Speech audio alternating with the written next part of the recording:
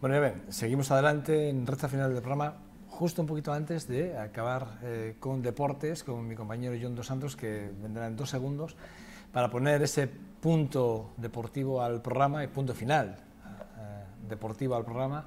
Y nada, estamos esperando. Bueno, pero antes de ir a lo meramente deportivo, permítame que les hable de un libro, Un refugio de 30 escritores, ante un campamento de refugiados de guerra. Este libro nace, la idea de este libro nace del segundo congreso sobre las consecuencias de la guerra, que organiza la Fundación de Estudios Jurídicos y Sociales de Álava. Me acompaña para hablar de esta idea, de este proyecto y de este libro, un viejo amigo, voy a empezar por él, Tito Mura, amigo y de ustedes también, con tertulio ya que ya lo conocen. ¿Qué tal estamos, Tito? Muy bien, muy bien. Bueno, deseando acompañarle a Nacho en esta... Bueno, Nacho, yo le llamo José Ignacio Vesga. Como queráis, ¿Qué tal estás? faltaría más. Muchas gracias por invitarnos.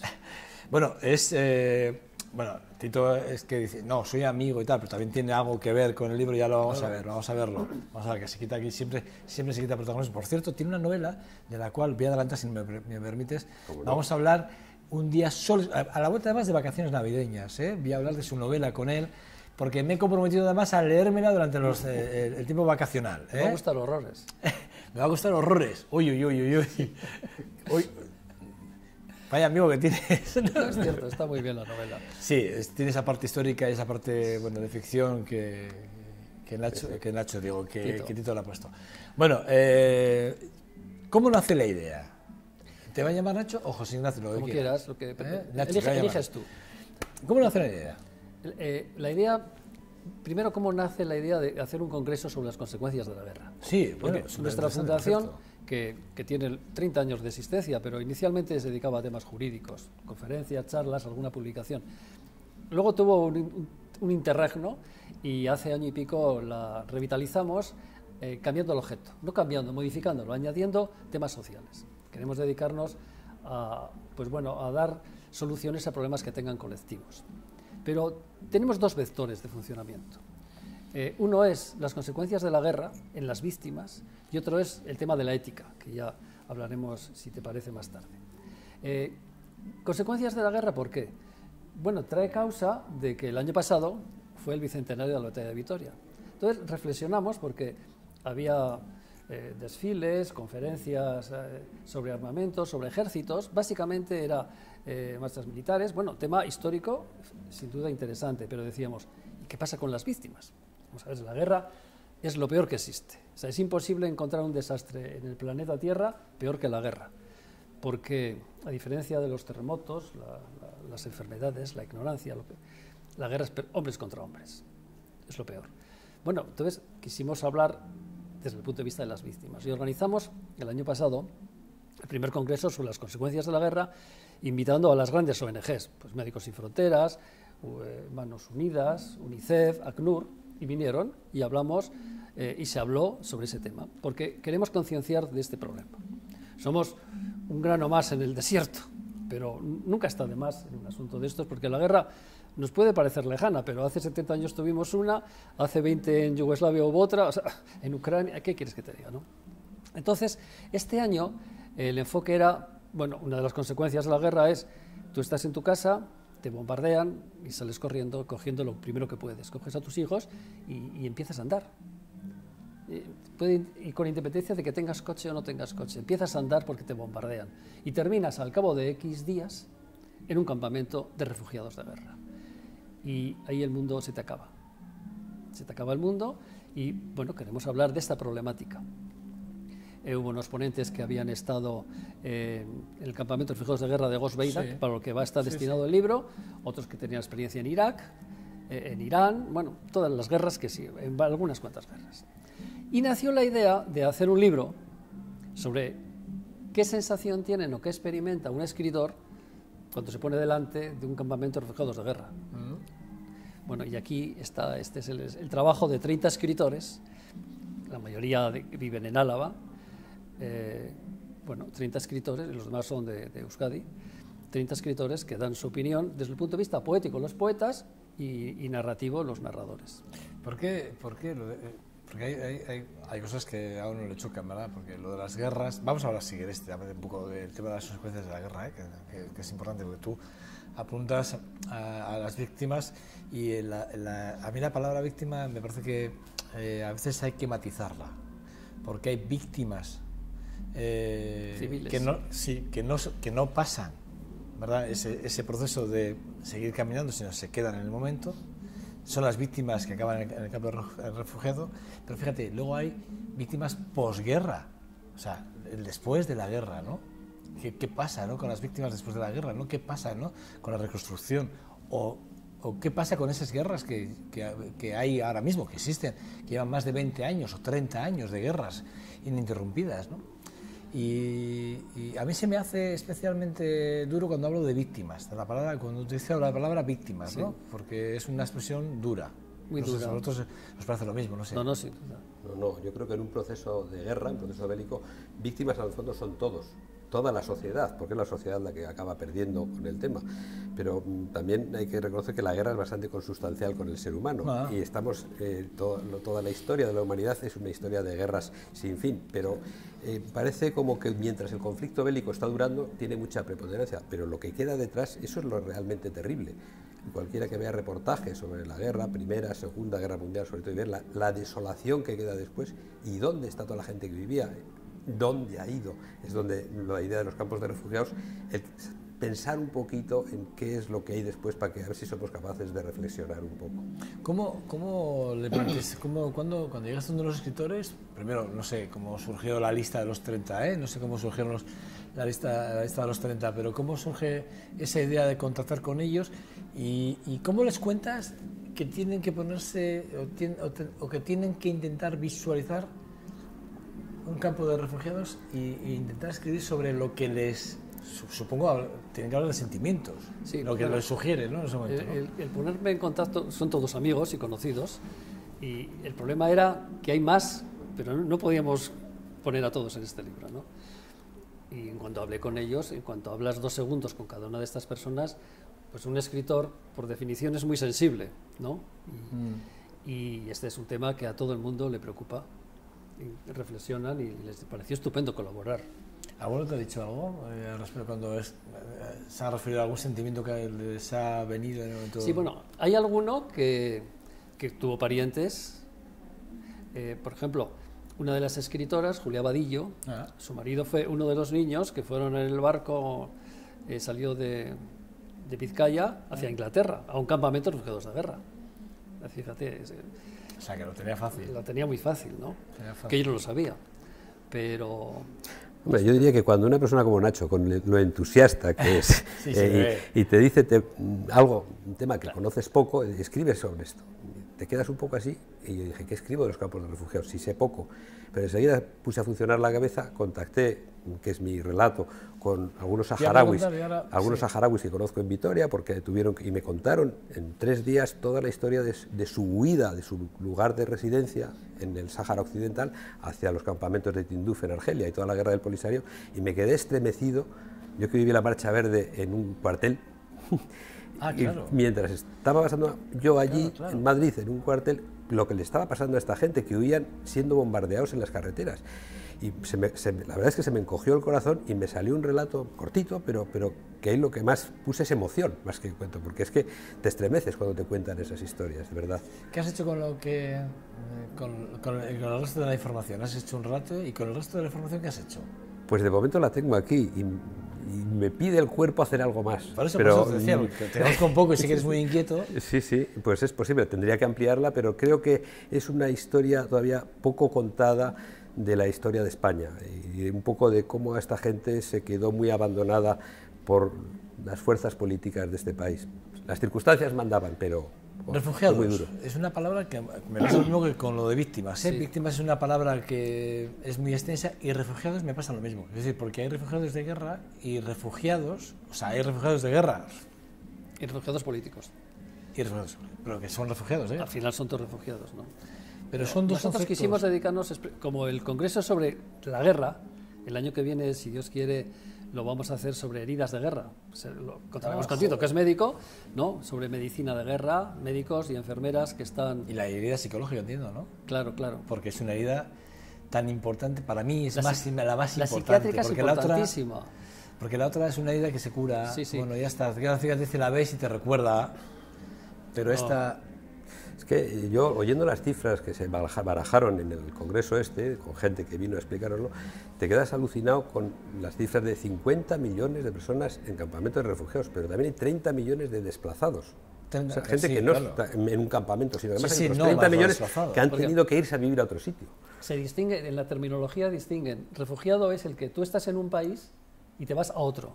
Y desplazado es el que se va del mismo país. En el Chad, por ejemplo, el campamento de Gosbeida, porque María Luisa Solaun y Mateo Aguirre fueron dos cooperantes de Alboan. Alboan es una ONG de los jesuitas, que dominan este tema y han estado muchos años, ¿no? Muchos años. Entonces, claro, muy bien, además, yo identificaba refugiado con desplazado, ¿no? Pues en el Chad, el campamento Gosbeida, que tiene 40.000 personas allá, son personas del Sudán que han pasado a el Chad y luego desplazados del Chad por la guerra interior que hay dentro del Chad, ¿no? O sea que... ¿Habéis estado alguna vez en un campo de refugiados? ¿Alguno de los dos? Yo no. ¿No os llama la atención? ¿No os gustaría llama muchísimo la atención ir a conocerlo, por lo menos para saber exactamente el drama el drama que se vive que es un drama, efectivamente. Nunca mejor dicho. Es ese término, Nacho. Es un drama. Sí. Mujeres, niños, ancianos, todos. No te quepa la menor duda, y a mí esto me ha puesto un dedo en la llaga dentro de mi escepticismo del Homo sapiens y del ser humano y nuestras aficiones guerreras y de codicia. Que las guerras, en el fondo, casi siempre hay codicia detrás. Pues el verlo y vivirlo y, sobre todo, poderlo contar al mundo. A ver, lo veo difícil, pero quería decirlo de que lo veo difícil. A concienciarnos un poco, pero hay que cambiar tantas cosas, pero concienciando y viendo los horrores. Pues que ahora si nos desayunamos con guerras todos los días y comemos y cenamos con ellas, ¿no? Es difícil concienciar al mundo ahora. Es egoísmo. Yo supongo que... Bueno, yo tengo un recuerdo muy duro de la extinta Yugoslavia, ¿vale? Tengo un recuerdo del día a día, de las noticias, de los genocidios, de las tropelías de militares. Sí. Yo recuerdo cuando amigos venían, que habían estado en Yugoslavia, decían, es un país precioso, encantador. Y luego, la gente, qué culta es. Y ponían como ejemplo, la música es obligatoria en los colegios. Entonces, una gente cultísima que se mataban luego como perros.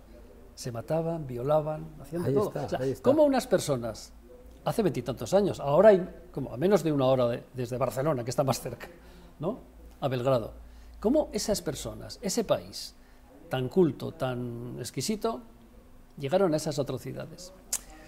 Entonces, claro... Diferencias políticas, ideológicas y religiosas. Claro, ya, pero... Vale, pero ese es el tema, ¿no? Que es decir, que en el fondo, cuando hablamos de los conflictos en la guerra, y hablamos, por ejemplo, de los campos de refugiados, hablamos de... Sí.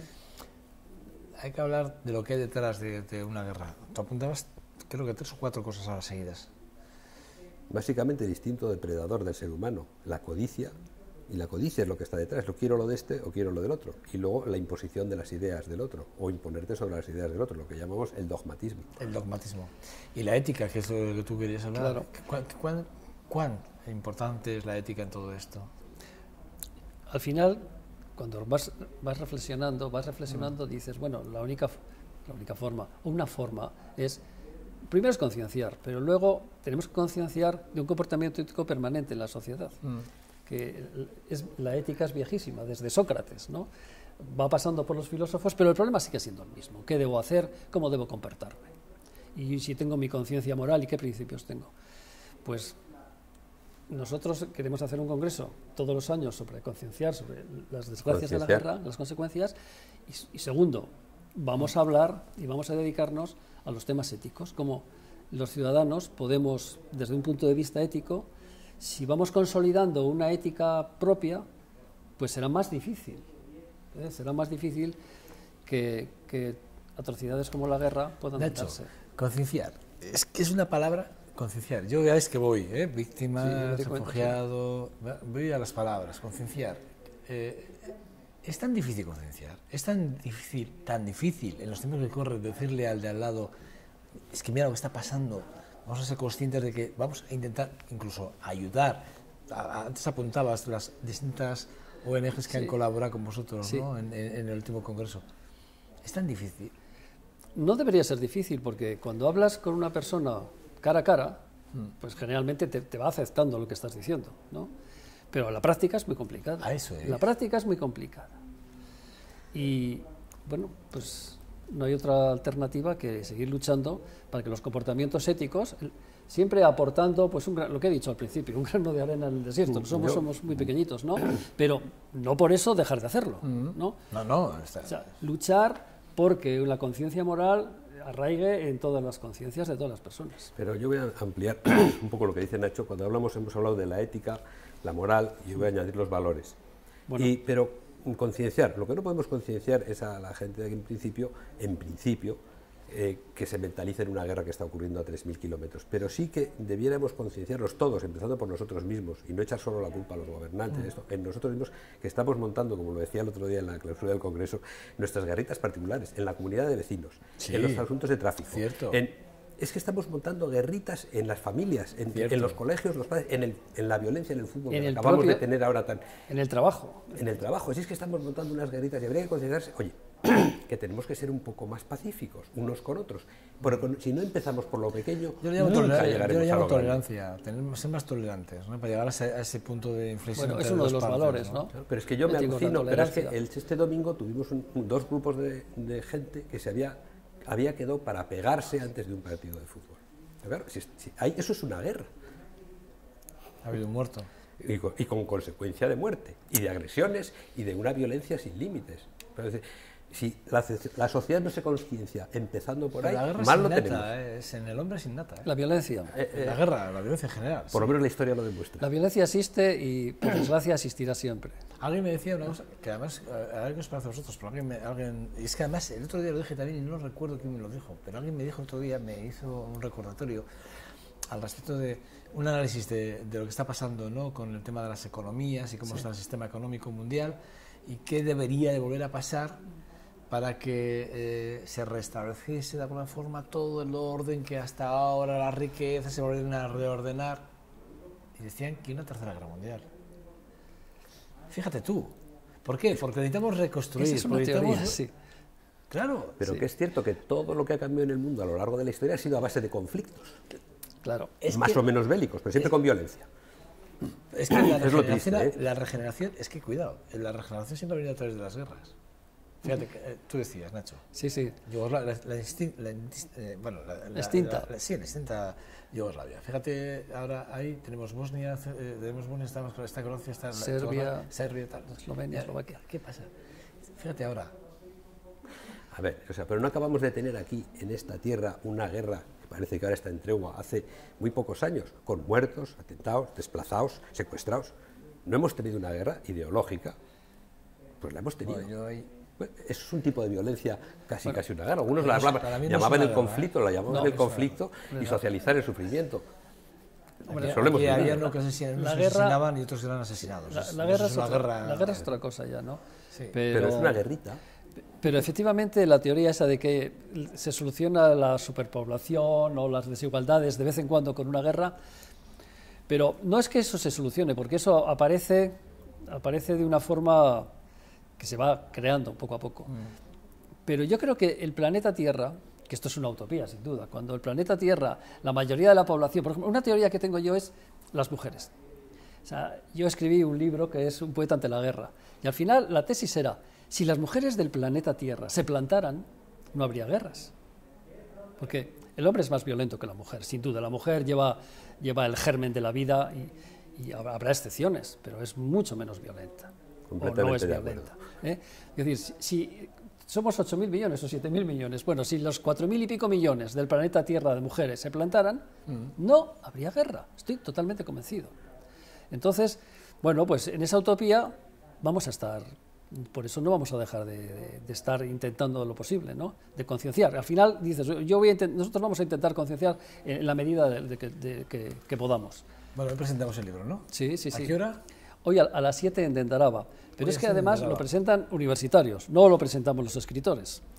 Porque siguiendo con ese afán de concienciar, bueno, que los universitarios tengan voz, que son la realidad, Sí, que la tengan voz. más inmediata, además. Entonces, 13 universitarios de filología y de medicina, lo que van a hacer es recitar o comentar las obras de estos autores. Además, no sé si ha quedado claro, pero si se vende el libro, los beneficios van para un Lo ha dicho campamento de esos refugiados. Lo ha dicho esos rayos. Pero Sí, queremos recalcarlo que Bueno, en el fondo... Claro, al final el marketing, todo lo que se venda vamos a hacer va a algo ir- de va a marketing, ir, sin duda. El importe íntegro, absolutamente íntegro del libro, que son 10 euros, va destinado al BOAN.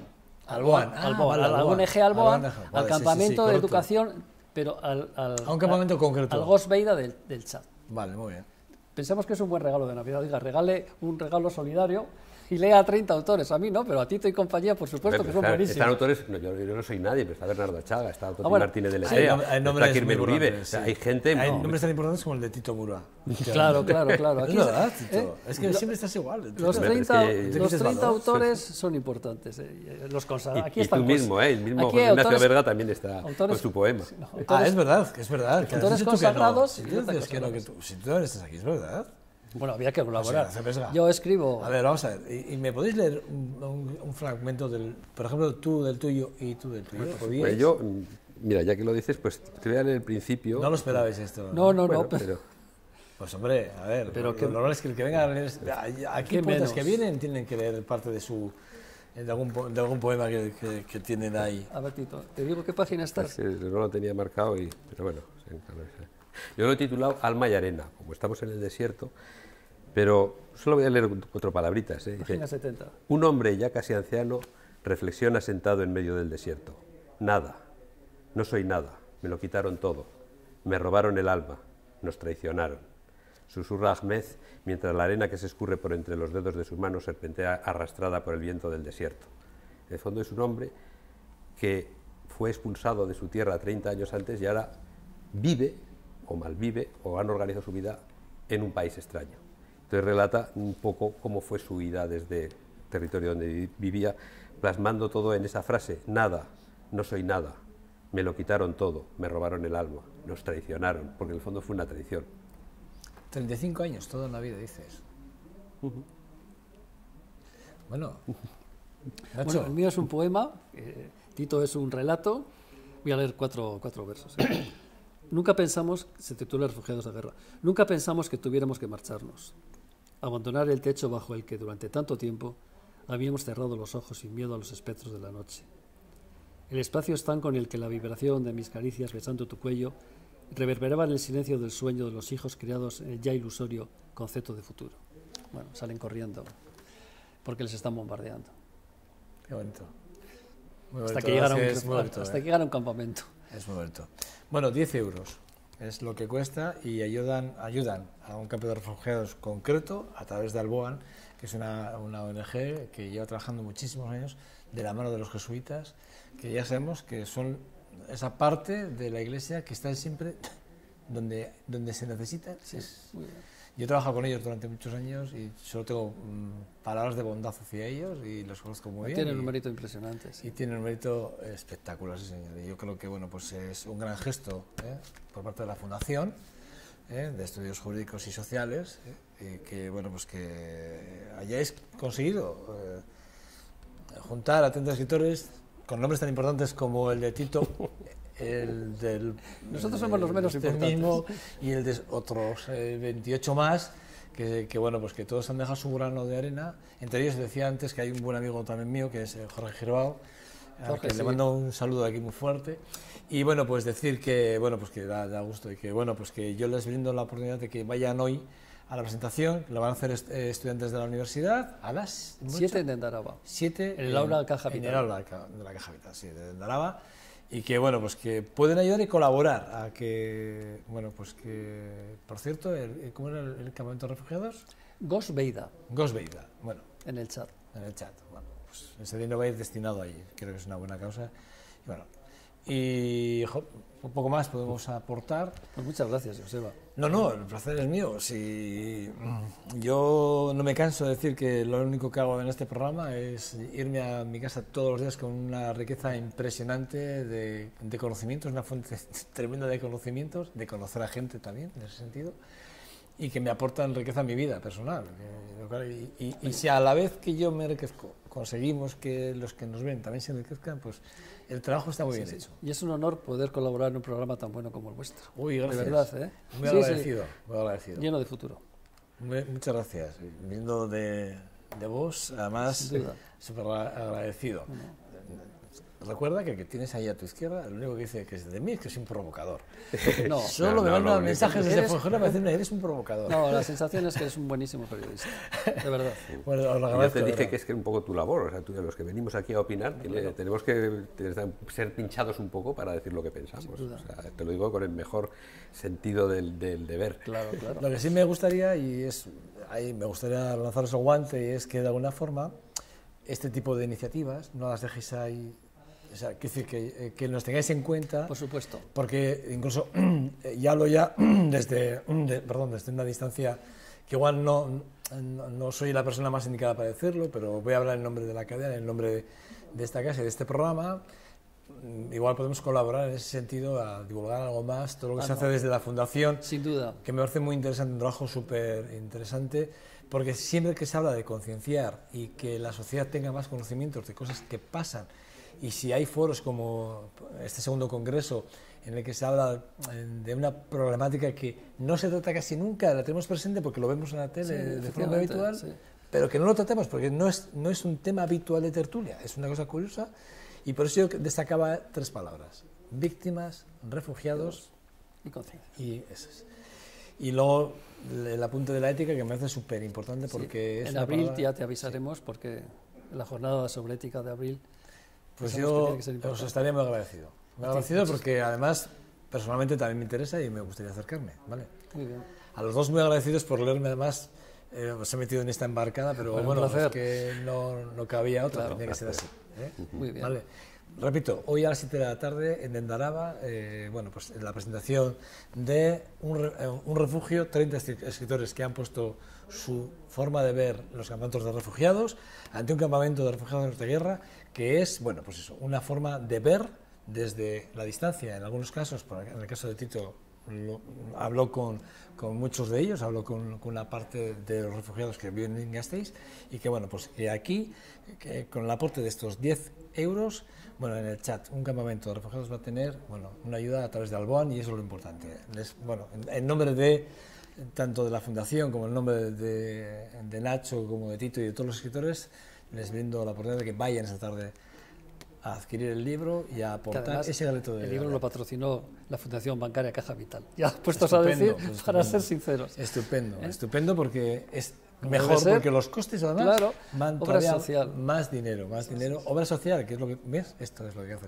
El otro día estuvo aquí, por cierto, Fernando Aránguiz, con el que tuve un placer de conocer otro aspecto de la economía vista desde una perspectiva de una persona, como es Fernando Aránguiz, que es una gran persona, y que tiene una idea de la ciudad y de la obra social que hasta ahora era más desconocida, y que yo les aconsejo a ustedes que entren en nuestro canal de YouTube de VTV y vean esa entrevista, que a mí me pareció muy interesante. Van a conocer lo que es la obra social por un lado y Cochabamba por otro, que no tienen que ver, por lo menos en la distancia sí, pero luego se unen los beneficios, que es lo importante. Gracias a los dos, ¿vale? Muchas gracias, Joseba. Muchas gracias, Joseba. Encantado, de verdad. Y a ustedes nada, les espero en 2 segundos para hablar de deportes con mi compañero John Dos Santos. Hasta ahora.